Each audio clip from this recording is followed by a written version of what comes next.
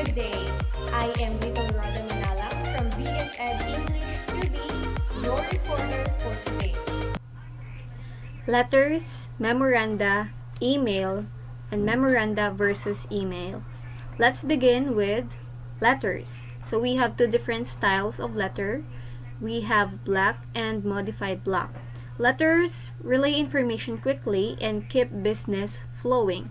Letters are written to inform readers of specific information. However, you might also write a letter to persuade others to take action.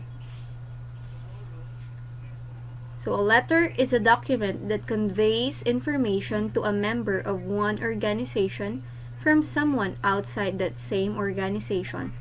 Letters usually cover one major point and fit on one page. This chapter classifies letters into these three groups.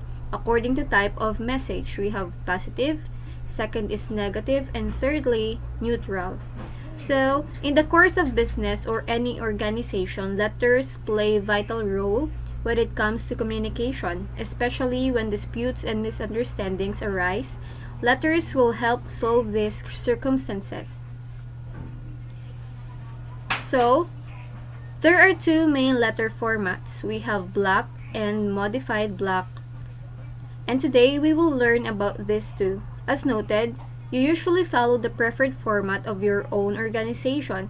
Whatever format you choose, most or all business letters include the following sections: address of the sender, usually in letterhead, date, address of the receiver, greetings, body, signature, and reference to any attachments and or those individuals being copied.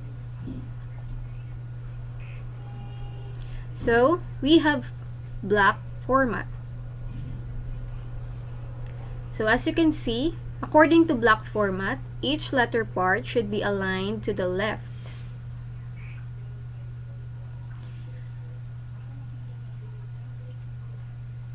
Just like here in the image, you can see that all the letter parts are aligned to the left. That is what we call block format.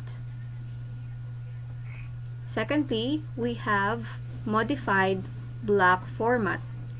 So modified block format is somehow very similar to block format. However, the date, complementary closing, and signature block begin toward the middle of the page.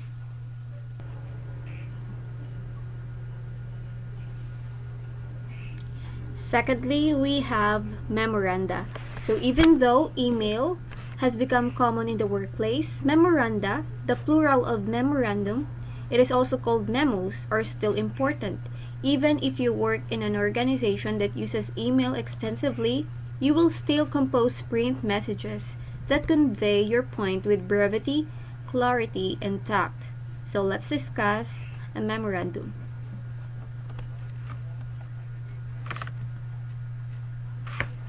So a memorandum is a document written from a member of an organization to one or more members of the same organization. Abbreviated memo. It usually covers just one main point and no more than a few. Readers prefer one page.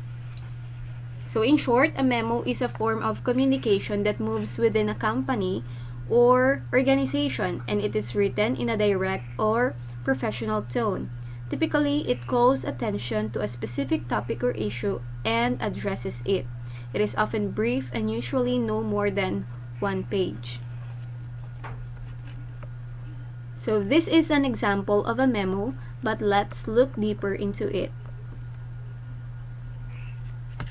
In the first part of the memorandum, you would write the title of the document, just like this one, memorandum. Then the heading, which includes the date, the intended recipient, the information about the author, and the subject. Then you would give a brief purpose or statement and overview of the content just like this one. This is an example of how memorandum looks like.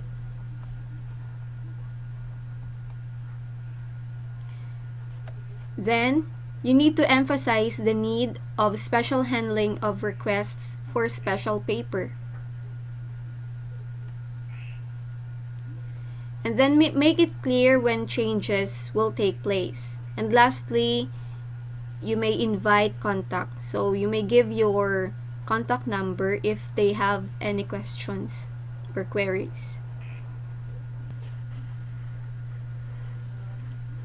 Lastly, we must abide by this one main rule in memo writing situation.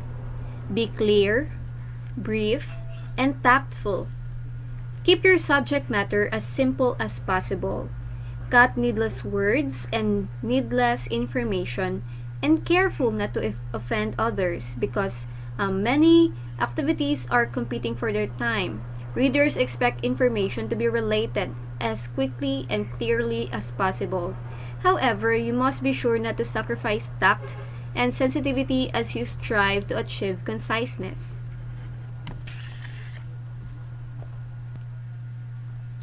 Thirdly, we have email or electronic mail.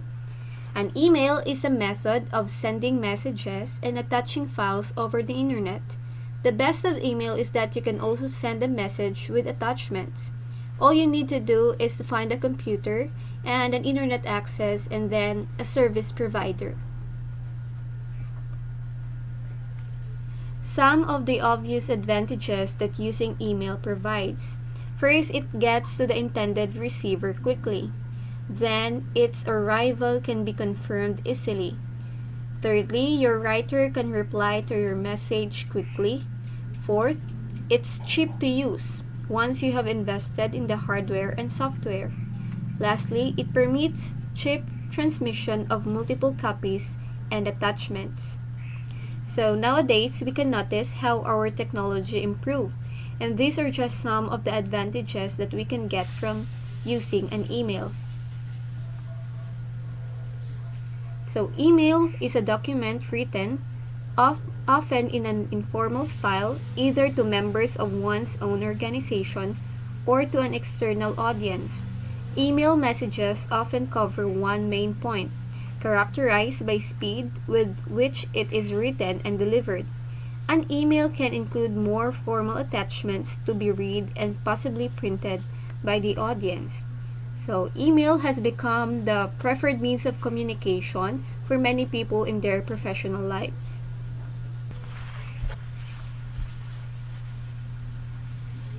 Remember, do not send it too quickly.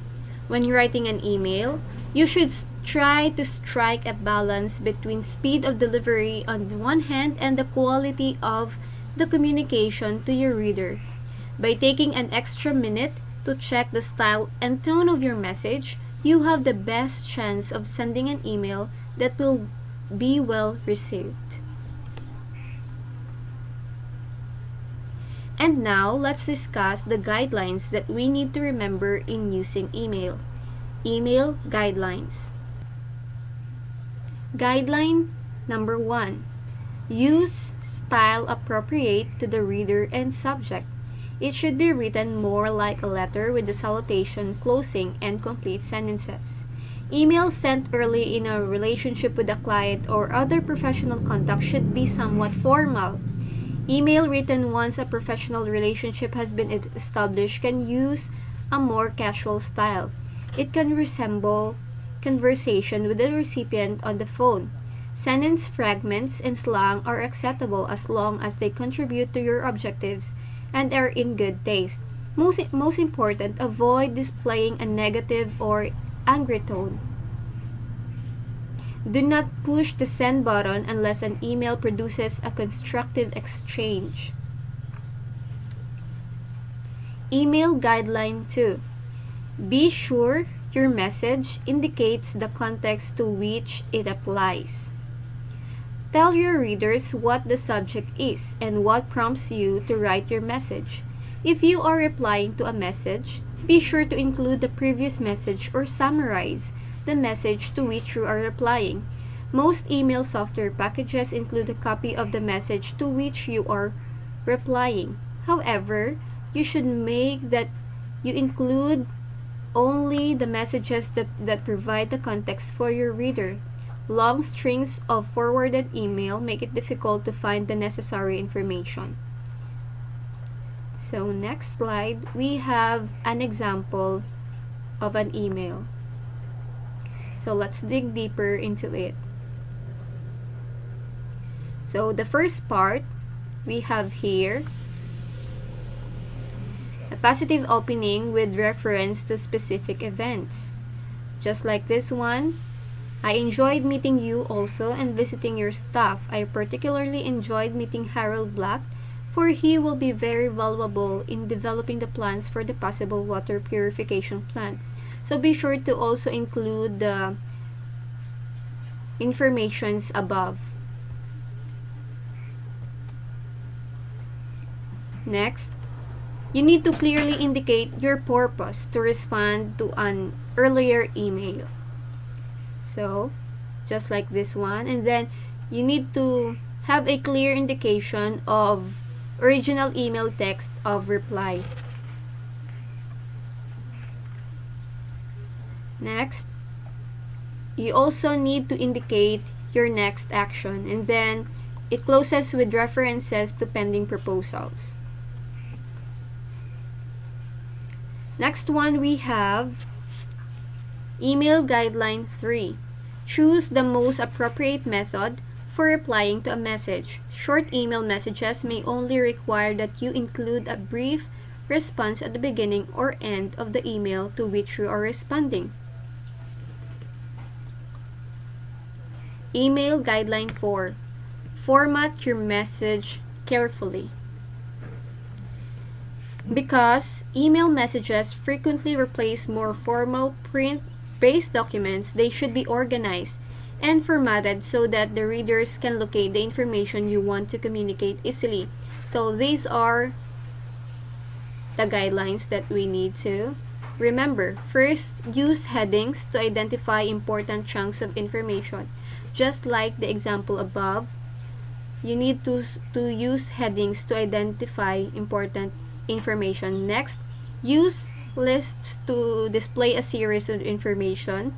Thirdly, use sufficient white space to separate important chunks of information. And then lastly, you need to use separators to divide one piece of information from another.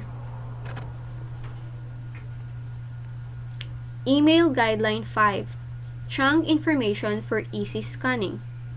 Depending on the nature of the information, include specific topic, time, date, location, and necessary prerequisites and details.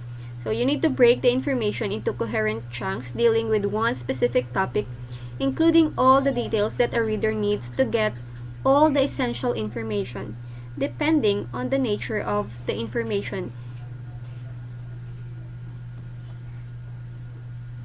Email Guideline 6. When writing to groups, give readers a method to abstain from receiving future notices. Email can easily become invasive and troublesome for recipients. You will gain favor or at least not lose favor if you are considerate and allow recipients to decide what email they wish to receive. Email Guideline 7. When writing to groups, suppress the email addresses of recipients unless the group has agreed to let addresses be known. It is inappropriate to reveal the email addresses of group members to other group members. Use the BC or blind carbon line to suppress group members' addresses. Email Guideline 8. When composing an important message, consider composing it in your word processor. Compose important messages in your word processor and use your spelling checker to check accuracy. Then either cut and paste it into an email message or attach it as a file. So email communication is often considered less formal and therefore less demanding in its format and structure than print-based messages, such as memorandas and letters. However, because email messages have become so pervasive as a means of communication, you should consider constructing them as carefully as you would do a memorandum or a letter. Lastly, let's have memoranda versus email. So when will we know if we need to use email or when to use memorandum? Although email has become the most common form of internal correspondence in the workplace, there are times when a memo is a better option. Send a memo instead of an email in the following situations. First, the document is longer than can be viewed easily on a computer screen. So if the document is longer and cannot be viewed on a computer screen, it is better to use a memorandum format. Then, the document must include symbols, special characters, or other formatting that may not be available through all computer systems. Then, the document includes graphics. So if it includes graphics that is hard to be viewed on a computer screen, we must use a memo. Then, the document must be posted in print form. And lastly, the document contains sensitive information, including information about clients, projects, or personnel. So, we all know that an email message can be forwarded. So, if let us be careful and use memorandum if there are sensitive informations. It's now time to bid goodbye temporarily, my dear classmates. Hope you have learned so much today. Thank you!